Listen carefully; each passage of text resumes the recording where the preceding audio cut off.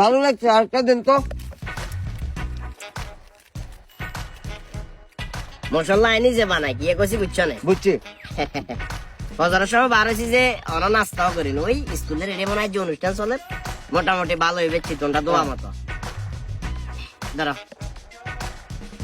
নেচে হয়ে যান, নেচে করবি ওই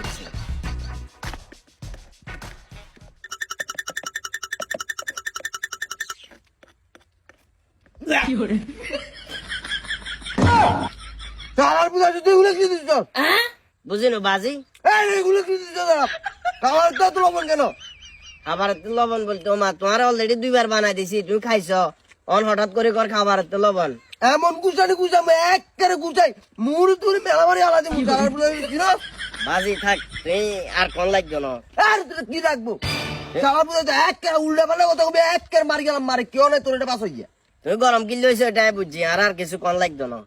তুমি গরম হয়েছো যাতে করে তুমি আর টেয়া না দি বাইসতে আরো 100% শিওর, আর আর কিছু কোন লাগতো না। মেন সমস্যা হলো গিয়ে জানো না, আন্ডা গরিব তো, আন্ডা লগে ব্যাগে হারে। আজ যদি নামি দামি কোন একটা রেস্টুরেন্ট হইতো, হেঁটে 1600-1700 টাকা বিল আইলেও অনেক সময় খাবার ভালো না লাগলো আন্ডা চুপচাপ খাই উড়ি যায়।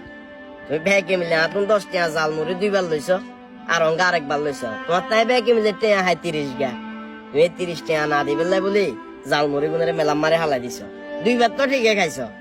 তোমার তো যদি টেয়া না থাকে তুমি আরে কইতা, অসুবিধা নাই, তোমার কইতাম যে টেয়া দেওয়া লাগতো না। কিন্তু এই যে খাবার গুলা যে নষ্ট করলা, দিন শেষে ক্ষতি কারো জানো নি তোমার, কারণ তুই তোমার রিজিক নিজে নষ্ট করিয়ে লাইছো। তোমার লগে এই খান না, তুমি অলরেডি 2 বার খাইছো না। আসলে দোষ কোনো আনে না, মেন দোষ হলো আমরা গরিব, সবচেয়ে বড় দোষ হলো এটা। মন মানসিকতা চেঞ্জ করো, আমি তোমার বাপের বয়সী, কিন্তু তুই আরে যেভাবে কথাবার্তা কইছো এটা তোমার তো আশা করি। য তোমার টেয়া লাগতো না, লবণ বেশি হয়েছে, লবণ বেশি হয়েছে। টেয়া লাগতো না, লবণ কি আসলে বেশি হয়েছে দেখছ?